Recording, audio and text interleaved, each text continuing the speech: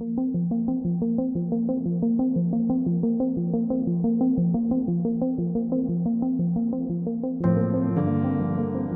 ini namanya Alan. Tahu nggak hobinya apa? Hobinya ngeledakin bom. Karena bagi Alan, seni adalah ledakan.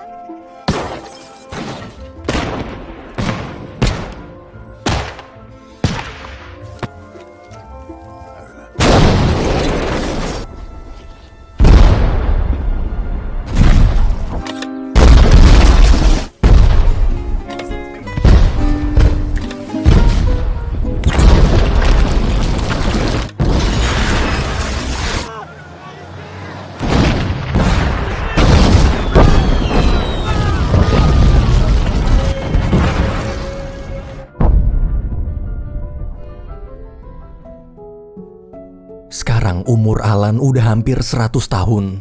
Saking senengnya ngeledakin bom, kucing kesayangannya sampai dikasih nama Molotov.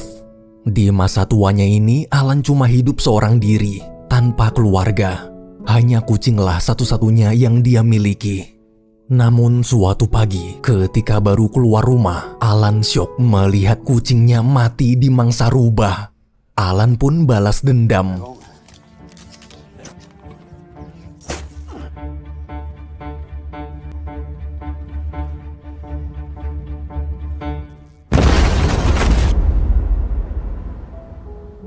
Gara-gara ketahuan ngeledakin bom, biar bisa lebih diawasi, polisi terpaksa mengirim Alan ke panti jompo. Suatu pagi di hari ulang tahunnya yang ke-100, karena kegiatan di panti monoton, Alan merasa bosan. Waktu lagi ngelamun, tiba-tiba terdengar ada suara bocil main petasan. Dari jendela, melihat betapa asiknya bocil bermain di luar, Alan sangat iri. Karena tak ingin menghabiskan masa tuanya di panti jompo, dia nekat kabur.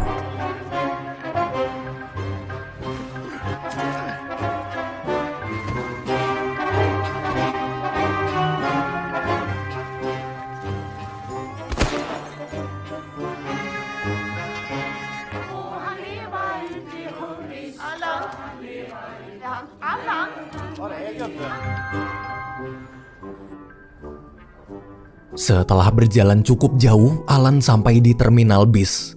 Dengan uang seadanya, dia membeli tiket menuju desa terdekat. Tak lama kemudian, ada preman botak menghampiri, lalu nitip koper sambil bilang kalau dia kebelet berak. Saat bis datang, karena buru-buru, Alan terpaksa membawa kopernya naik bis. Sementara di panti jompo, ketika tahu Alan hilang, perawat yang khawatir pun menelpon polisi. Sesampainya di desa terdekat, Alan lanjut jalan kaki. Waktu lewat rumah warga, ada kakek-kakek bernama Julius menyapa. Karena kasihan melihat Alan berjalan tanpa tujuan, Julius menawarkan istirahat masuk ke dalam. Di sisi lain, setelah tahu kopernya dibawa kabur, si preman memaksa petugas tiket mengantarkannya ke lokasi pemberhentian bis Alan. Di panti jompo, terlihat detektif baru aja tiba. Dari hasil pemeriksaan, detektif yakin Alan pasti diculik.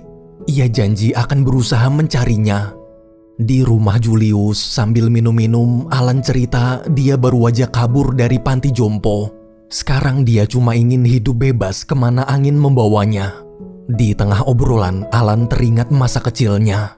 Dulu waktu kecil, semenjak ayahnya meninggal, Alan jadi punya hobi aneh. Yaitu suka meledakkan barang-barang rumah. Som far lämnade efter sig det. Och en kavis gummar, babusa. Jag fick en sån där Abbe hade gjort. Det glatt ägg.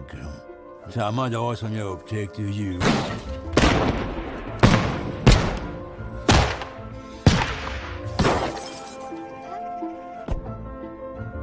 Efter också klev in i den. 2 tahun kemudian, akibat sakit, ibu juga meninggal dunia. Karena yatim piatu dan tak ada yang mengawasi, Alan jadi terus bereksperimen membuat ledakan yang lebih besar lagi. För livet är som det är. Eller Gustafsson är i fara. Kom snart tillbaka. Ulle för sin pissepaus. Grosshandlarhuven dunsar ner i regnen blev lyckad. Karena masih di bawah umur dan dianggap punya kelainan, polisi membawa Alan ke rumah sakit jiwa. Puluhan tahun berlalu, setelah dewasa, Alan akhirnya bebas. Namun kecintaannya pada ledakan masih besar. Ia lalu memutuskan bekerja di pabrik pembuatan meriam. Franco. Vad som är han då? Krossa någon som heter... Ja, då ville han ju prompt att jag drog ihop sig timmar. Hingga pada Perang Dunia Kedua, Alan ikut bergabung ke pasukan peledak bom.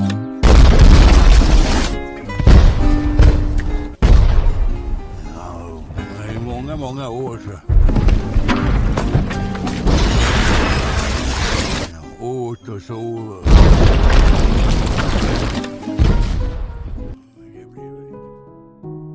Setelah mencari kesana kemari, si preman akhirnya sampai di rumah Julius.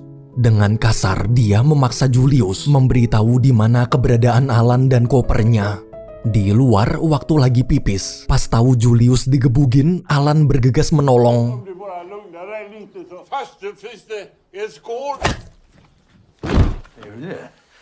Si preman pingsan. Biar aman, Julius mengurungnya di ruang pendingin. Karena penasaran, Julius pun membuka kopernya. Ternyata isinya uang cash sebesar 50 juta euro atau 850 miliar rupiah. Alan dan Julius shock. Di sisi lain, waktu tahu anak buahnya hilang tanpa kabar, ketua preman yang bernama Gadan panik. Jika sampai koper itu hilang, bosnya akan marah besar. Baru aja diomongin, bos yang lagi liburan di Bali menelpon. Gadan bilang uangnya aman. Beruntung bos percaya. Gadan lalu memerintahkan anak buahnya yang bernama Hinken mencari kopernya secepat mungkin. Esok hari setelah membagi rata uang di koper, Alan dan Julius sepakat akan memakai uang itu untuk berlibur menikmati masa tua mereka. Tapi pas lagi ngobrol, Julius baru inget dia lupa matiin mesin pendinginnya. Saat dibuka, si preman udah mati beku. Mereka berdua pun panik. Biar nggak ketahuan polisi, mereka terpaksa membuang mayatnya ke dermaga terdekat. Hej. Hallå. Det var bra.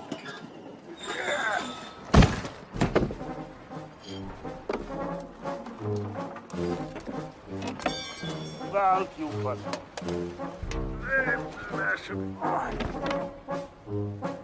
I Bucci. Men bästa det är. Karena sekarang rumah Julius udah nggak aman, mereka berdua pergi keluar kota. Setelah berjalan cukup jauh, mereka bertemu seorang pemuda bernama Benny yang sedang mengemasi barang-barang ke mobil. Benny ini mahasiswa. Tanpa basa-basi, Julius langsung minta tumpangan. Meski Benny udah bilang kalau tujuannya mau ke hutan, tapi Julius nggak masalah, yang penting mereka bisa pergi dari sini. Benny pun terdiam bingung. Di tempat lain, terlihat detektif sedang siaran radio untuk meminta bantuan warga mencari seorang kakek hilang. Dia bukan kakek-kakek biasa, tapi kakek-kakek yang punya jasa besar untuk negeri ini. Detektif lalu menyebutkan ciri-ciri fisik Alan sedetail mungkin, sambil bilang dari laporan yang dia dapat, katanya ada beberapa warga pernah melihat Alan berjalan membawa koper besar bersama seorang preman. Kemungkinan Alan diculik preman itu. Di mobil, Hinken yang dari tadi mendengar siaran radio si detektif langsung melapor ke Gadan.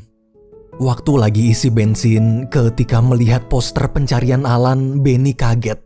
Karena penasaran, Benny menghentikan mobilnya dan bertanya apa yang sebenarnya terjadi. Kenapa poster Alan ada di mana-mana? Setelah diceritakan panjang lebar, Benny akhirnya mengerti dan mau membantu. Berjam-jam lamanya perjalanan, karena bensin mau habis, mereka mampir ke rumah seorang wanita warga setempat yang bernama Gunilla. Julius lalu menjelaskan keadaannya dan memohon agar dibolehkan menginap sampai dapat bensin. Kita janji nggak bakal macem-macem sama Gunilla. Beruntung Gunilla mengizinkan. Di tengah obrolan, tiba-tiba terdengar suara aneh dari gudang.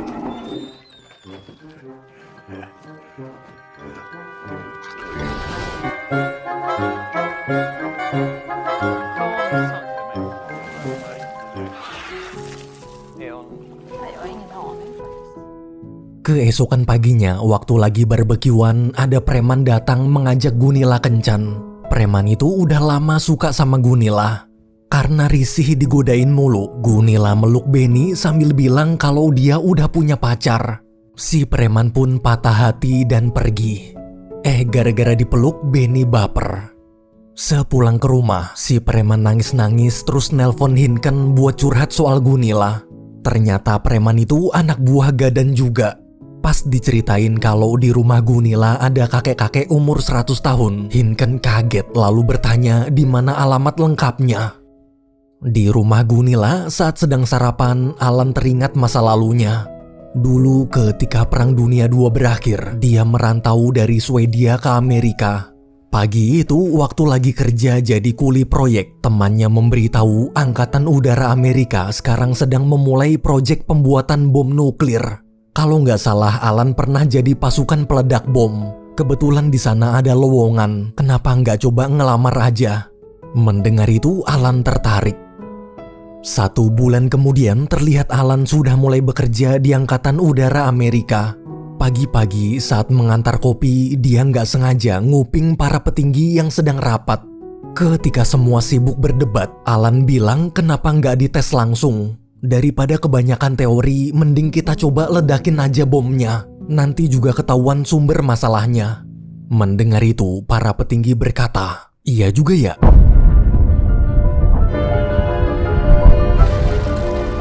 Fjord på bomber. Inte minst Harry. Berkat kesuksesannya membantu proyek bom nuklir di Amerika, Alan jadi terkenal dan diundang ke Rusia untuk membantu proyek bom nuklir di sana juga. Namun saat menghadap jenderal, waktu ditanya pendapatnya, Alan bingung mau ngomong apa. Sebenarnya di Amerika dia nggak ngapa-ngapain. Dia cuma seneng ngeledakin bom aja terus tiba-tiba sukses. Bukannya jawab pertanyaan, Alan malah ngajak semua petinggi minum-minum untuk melepas stres. Si jenderal setuju.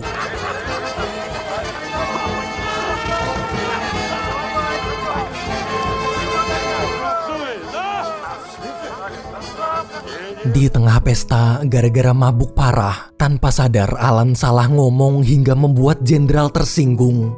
Dengan emosi, jenderal menyuruh anak buahnya menyeret Alan ke penjara. Di penjara, Alan bertemu seorang pria kembaran Albert Einstein. Namanya Herbert Einstein. Bedanya kalau Albert pinter banget, Herbert ini bodoh banget. Suatu hari karena udah bosan tinggal di penjara, Alan ngajak Herbert kabur. Ia lalu mulai menjelaskan semua rencananya. Namun setelah 1 tahun penuh dijelasin, saking bodohnya Herbert gak ngerti-ngerti juga. Alan pun nyerah. Hingga suatu malam ketika ingin tidur, Herbert memberitahu dia baru aja menemukan granat. Ngeliat ada granat, Alan langsung ngajak keluar. Udah lama dia gak main ledak-ledakan. Di luar mereka ketahuan penjaga. Penjaga lalu nyuruh Alan ngelempar granatnya sejauh mungkin. Kebetulan granatnya jatuh ke mobil berisi roket.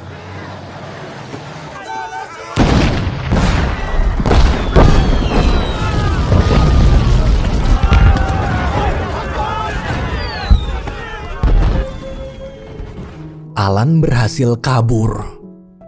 Beberapa bulan kemudian, setelah pulang kampung ke Swedia, karena punya banyak pengalaman di luar negeri, dia dipanggil ke kantor Badan Intelijen dan ditawari pekerjaan untuk jadi mata-mata. Tanpa pikir panjang, Alan menerima. What is it? No, Connecticut, that was my fault. Now, how much money does this guy want? Some of your information. That'll work really well, Alan. Codename Gamba. Ja. Men både ryssen och jänkarna de tömdes. Det var ju till och med en och annan som... Det är ju så. Ja, det blir ju liv i luften.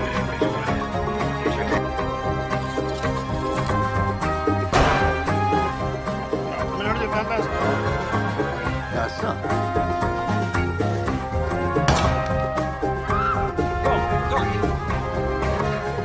Folk ser ofta ut.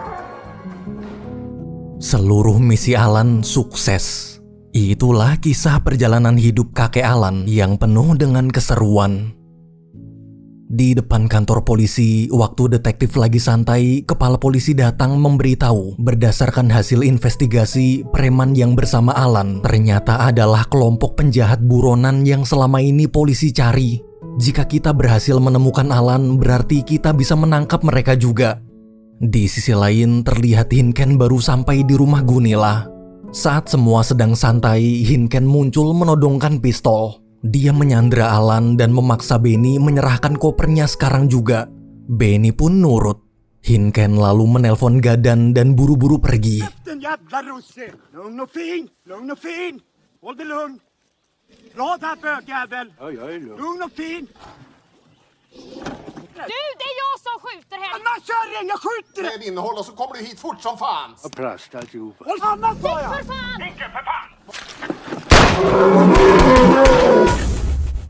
Hinken mati ketiban gajah. Saat tahu Hinken gagal, dengan emosi Gadan memutuskan turun tangan sendiri. Akibat kejadian barusan, Gunilla, Julius, dan Benny jadi debat main salah-salahan. Karena takut ada preman lain datang lagi, Julius menyuruh semua siap-siap mencari tempat aman, sementara dia akan pergi duluan mengurus mayatnya. Nanti kita ketemuan di pom bensin. Di tengah kepanikan, dengan santuy Alan malah ngajak renang. Di danau, waktu lagi menikmati pemandangan, tiba-tiba teman lama Alan yang bernama Oleg menelpon nanyain kabar. Udah lama gak ketemu. Oleg ini seorang pengusaha sukses sultan kaya raya. Saat mendengar cerita Alan yang sekarang sedang kesusahan dikejar-kejar preman, Oleg menawarkan bantuan. Gimana kalau Alan keluar negeri naik pesawatnya? Terserah mau pergi ke negara mana aja pasti dia anterin. Hitung-hitung bales budi. Soalnya dulu waktu Oleg masih kecil, ayahnya adalah teman sesama mata-mata satu tim dengan Alan. Oleg bilang nanti sore dia jemput di bandara terdekat. Mendengar itu Alan setuju. Setelah mengemasi barang-barang, Alan, Gunilla, dan Benny pun pergi menyusul Julius naik bis pengangkut gajah milik Gunilla. Di sisi lain terlihat Gadan sedang menyetir mobil menuju rumah Gunilla. Dia akhirnya memberanikan diri menelpon bos untuk melaporkan semuanya. Mendengar cerita Gadan, bos marah besar. Pokoknya dia nggak mau tahu uangnya harus dikirim ke Bali hari ini juga. Di tengah jalan, Gadan nggak sengaja papasan sama bis Alan. Referenser på honom. Han flackar och far hela väg. Jävla väg och var smal då. Mc-gäng 180 poäng.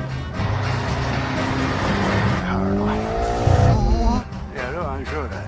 Ska vara så jävla... Jävlar.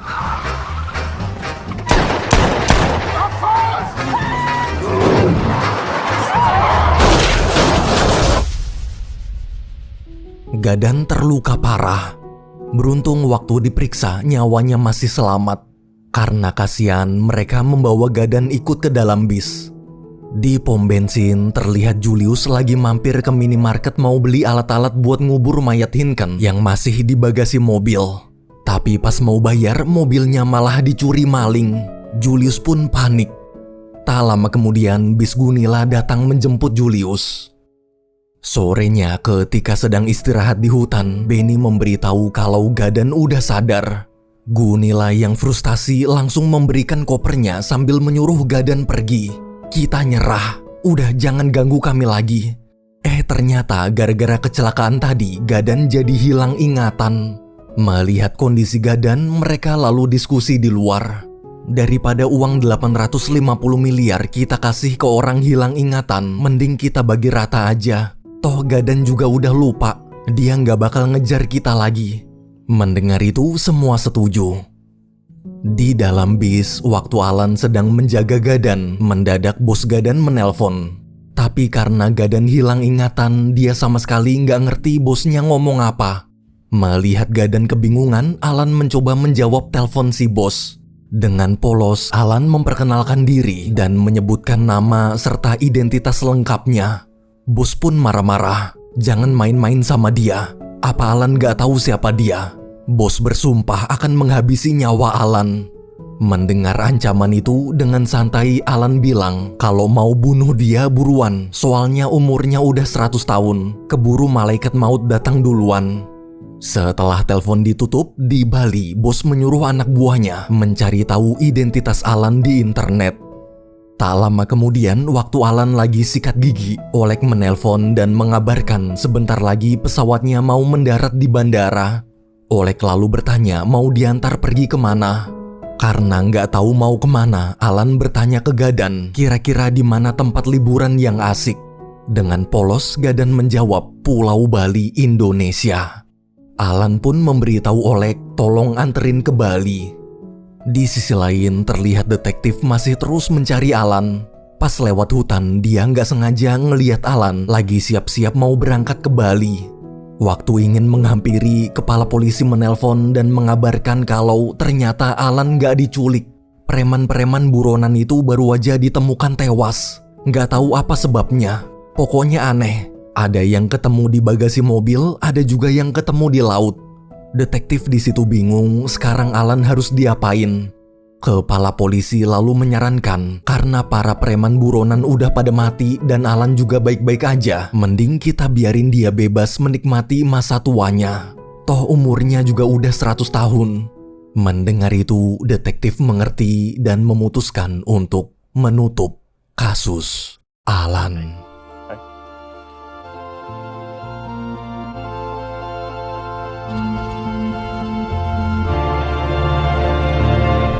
Det är väldigt hårt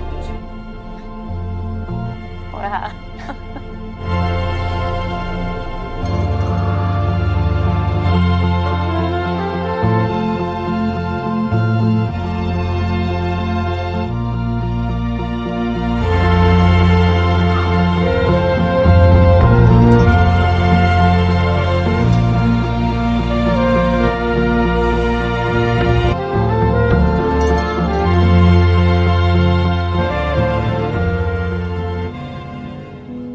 Siang harinya di Bali, waktu bos lagi jalan-jalan naik mobil, dia nggak sengaja melihat Alan.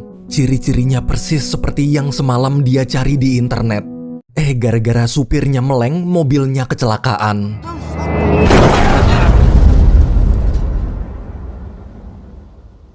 Si bos mati. Di kamar hotel, Gadan terlihat lagi asik main game. Sementara di pantai, ketika Alan dan Julius sedang bersantai menikmati pemandangan, tiba-tiba Benny curhat sebenarnya dia suka sama Gunilla, tapi nggak berani menyatakan perasaannya. Dia takut ditolak.